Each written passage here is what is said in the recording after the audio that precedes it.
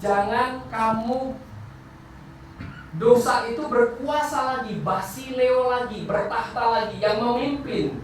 Jadi negara, kalau ada kerajaan, dosa itu bahasanya pakai berkuasa di sini pakai bahasa kerajaan.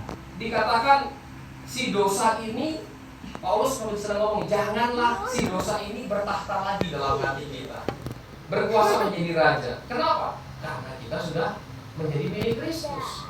Kristuslah yang bertahta dalam hati kita.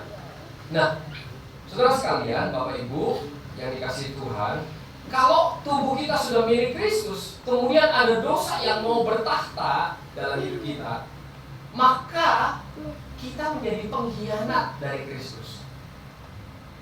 Apa namanya? Pengkhianat. Kita berpaling dari Kristus. Kita mengkhianati, ya.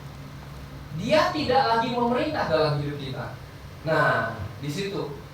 Ya, jadi di pasal yang ke-7 ya dari Roma itu digambarkan tentang pertempuran. Medan peperangan adalah di hati, ya. Jadi menggempur. Dosa itu selalu berusaha untuk membawa kita ini menjauh dari Tuhan. Dosa itu akan membawa kita ini, seberapapun umur Bapak Ibu sekalian, seberapapun anak-anak sekalian, itu pasti dosa itu ingin berkuasa kembali. Sekalipun kita sudah menjadi orang Kristen, pasti, saudara, pasti dia akan membawa kita. Ayat 12 itu, jika sampai dikatakan jangan sampai dosa itu berhasil menguasai hidup kita, ya, yang sudah menjadi milik Tuhan. Ya, jadi kita mengatakan kalau kita dikuasai dosa, kita sedang mengkhianati atau memberontak kepada kehendak Tuhan. Nah, jadi kita melihat di ayat 12 ini, bagaimana dosa itu mengajak kita untuk berontak kepada kehendak Tuhan. Dia mau menguasai kita dengan di sini, ya, menuruti keinginannya. Keinginan artinya desire, hasrat, ingin melakukan dosa.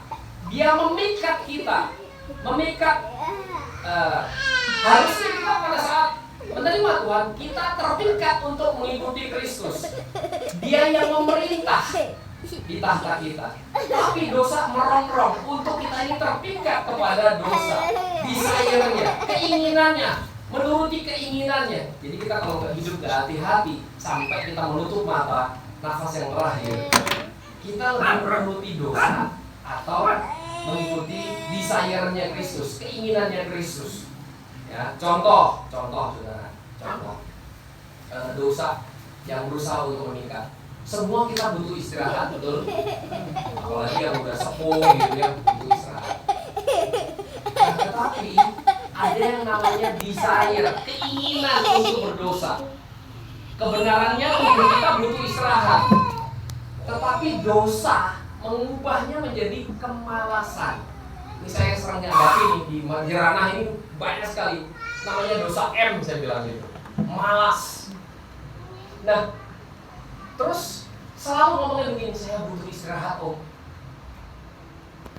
Ini saya sebagai pemimpin harus bisa mendeteksi ini malas, dosa, atau benar-benar dia butuh istirahat karena sakit. Jadi, ya, awal minggu ini Bu, saya nggak masuk ke kelas gitu ya. Ini malah laporan ya.